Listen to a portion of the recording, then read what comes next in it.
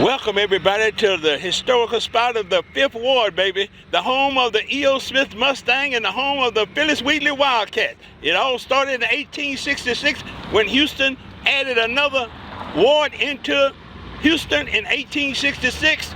And 50 years later, they got a high school out here and it was Phillis Wheatley Wildcats. And welcome to the Wildcats territory, baby. We bleed purple and white. Go Wildcats.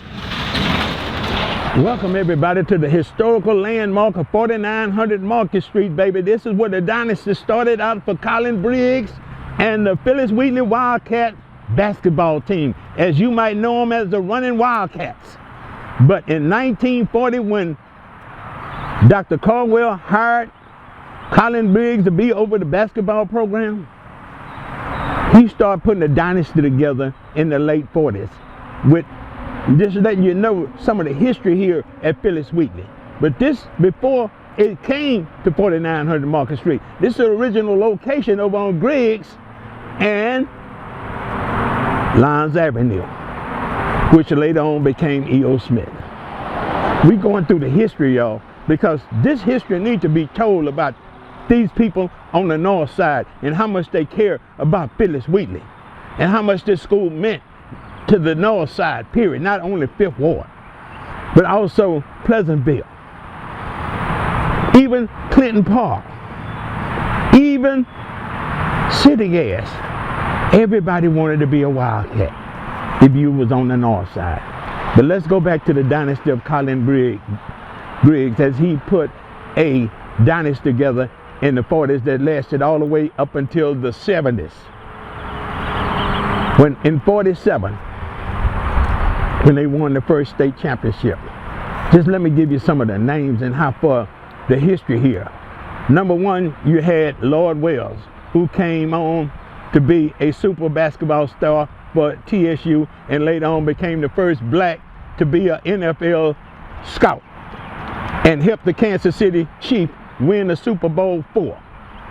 And also was the first black scout in the NFL that drafted all the black players and had more black players on their team than they had white players, and that was in Super Bowl IV.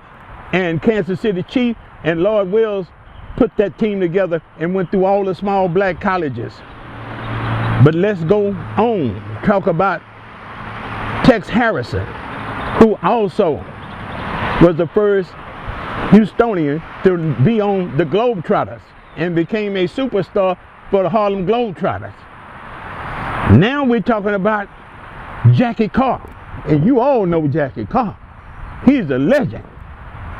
He went on, not only was on that 1947 basketball team that won the first state championship for Phillis Wheatley, but also was the captain of the team. And he had his younger brother on the same team with him, and his name was Charles Carr. They called CC. That was Jackie Carr's little brother that was also on that team. And what can you say about Dr. John Caldwell, who was the principal? His son, John Caldwell Jr., was not only on the basketball team, but he was a co-captain on the basketball team. And he later on became the first black to play basketball for the University of Michigan Wolverines out there in Ann Arbor. Love You Blue is the original Love You Blue. But in Ann Arbor, they wasn't calling it Love You Blue. They just called it Go Blue. And Dr. John E. Caldwell's son, John Caldwell Jr., graduated in the first class to come out of this school at 4900 Market Street in 1951. But then in 1948, they won the state championship again. And they was going for a three-peat. But something happened. Coach Patterson over at Jack Yates, Benny Roy, them upset Jackie Carr and Tex Harrison and Dr. John E. Caldwell Jr.'s son. Lord Wells had already went to Texas Southern. But right then,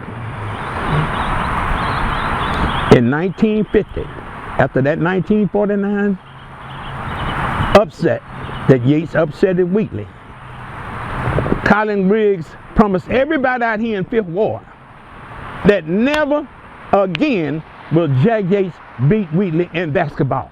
Never. That's what Colin Griggs promised everybody out here in Fifth Ward, and also the Wheatley alumni and the Wheatley students.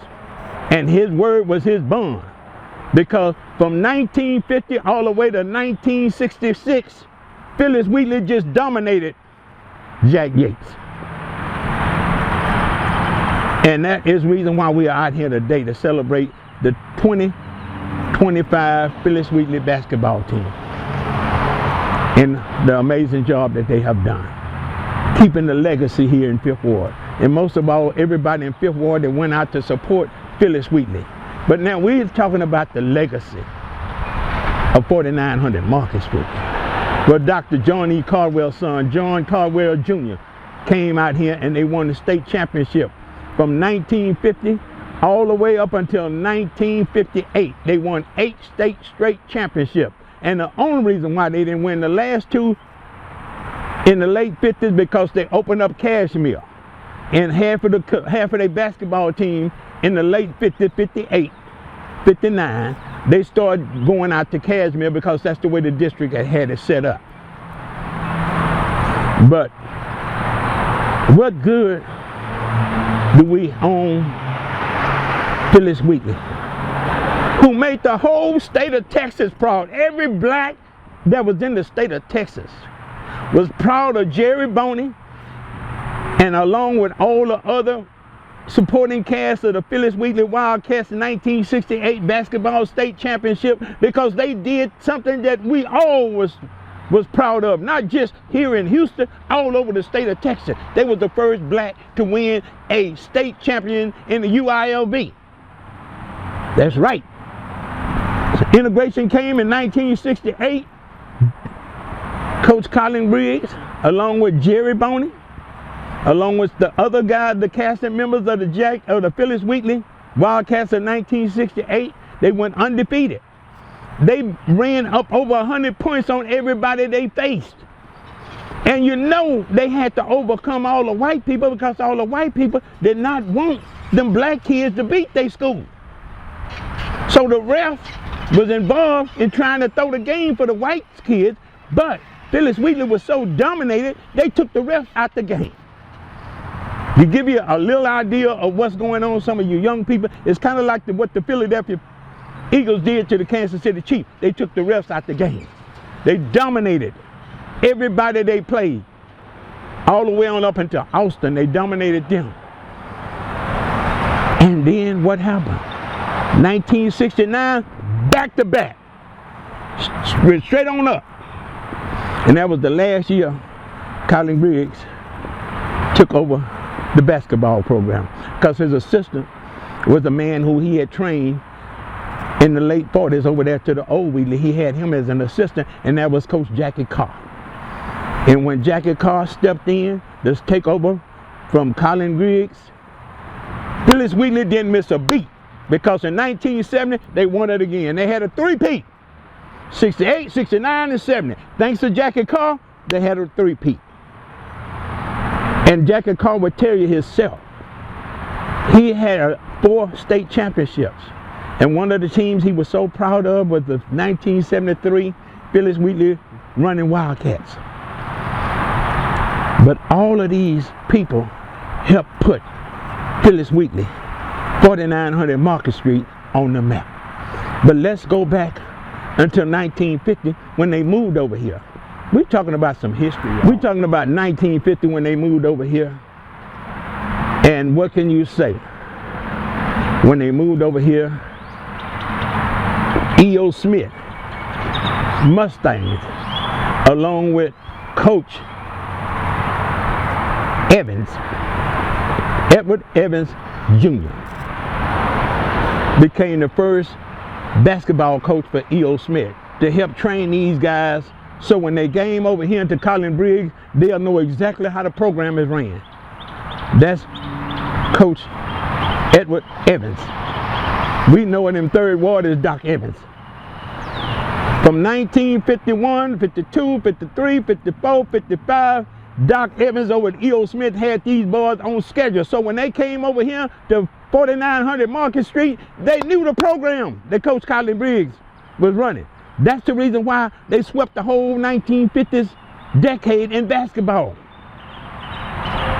Because Coach Doc Evans was the first coach to help feed those guys into the program that Colin Briggs was already having over there here at Phillis Wheatley. And Coach Doc Edward Evans, his uncle was Mr. E.O. Smith.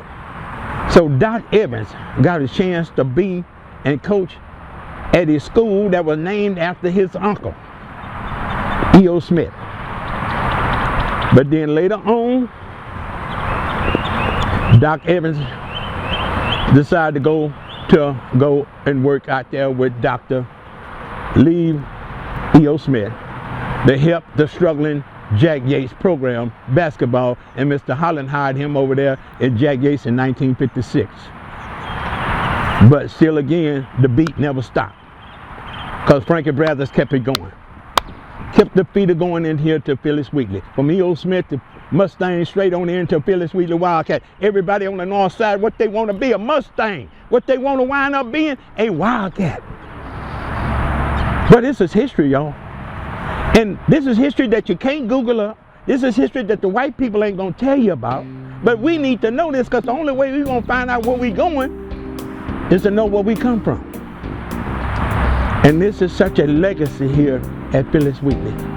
And I'm so proud and honored to do this, being an alumni of Jack Yates. But my in-laws and my wife, which was Gloria Jean Waller Williams, finished from this Phillis Wheatley right here in 1961. May she rest in peace. Artist Seaboy Vaughn, which was the best friend of mine. Integration came in 1968. Coach Colin Briggs and assistant Jackie Carr stepped into the boundaries, because see, before 1968, we could not play white schools. We only had to play black schools. But in 1968, when the state took over and they had integration that you got today, they did not want to see these black kids at Phillis Wheatley take over the basketball program like they did. But thanks to Mr. Jerry Boney, who was the captain of that basketball team, and the following year, when Jerry Boney had left, you had Dwight Jones came out of Pleasantville, picked up the slack, and when Colin Briggs retired, Dwight Jones kept it going for Coach Jackie Carr. That's why they're having a three-peat from 68, 69, and 70. Phillis Wheatley is the only high school that have a three-peat state championship right here at 4900 Market Street. So it's a pleasure to do this history. And we want to thank all the people over at Phillis Wheatley, man, for all the support you have given the Wheatley Wildcats. We would call them the running cats ever since the 40s and the 50s and the 60s, even in the 2000s. Even when Wheatley wasn't doing as good as they should have. But everybody out here on the north side, especially 5th Ward, they still love their Wheatley Wildcats basketball team. They never gave up on their school. That's why it's such an honor to do the history of the Phillis Wheatley Wildcat basketball of 1940s up until 2025 today. Thank you. We love you. We hope that you can share this and let everybody know that this is all what's happening. This is a historical landmark right here that Colin Briggs put together. The dynasty of the Phillis Wheatley Wildcats from the fabulous 50s all the way up until the roaring 60s. And like I say, the reason why he couldn't dominate the 60s because they put Cashmere in, and a lot of students that wanted to go to Wheatley, they had to go to Cashmere. Some of them didn't want to go to Cashmere. They wanted to be a Wildcat. But the school district divided the boundary line, so they had to go to Cashmere. But Cashmere and Wheatley have always been a family. Always. They never fight against each other. They always compete. Even when Cashmere won the state in 1965, you know who the backup was? All the people here from Wheatley came to support them. And all the time when Wheatley was having those dynasty basketball, most of them people came from Cashmere and Trinity Garden because they know that the history of the Phillis Wheatley Wildcats basketball have been ever since the 40s and the 50s and the 60s and the 70s and the 80s and the 90s and the 2000s. Even today, 2025, it's all Wheatley Wildcats. Go Wildcats, we bleed purple and white. Wildcats forever. In the nickel, baby.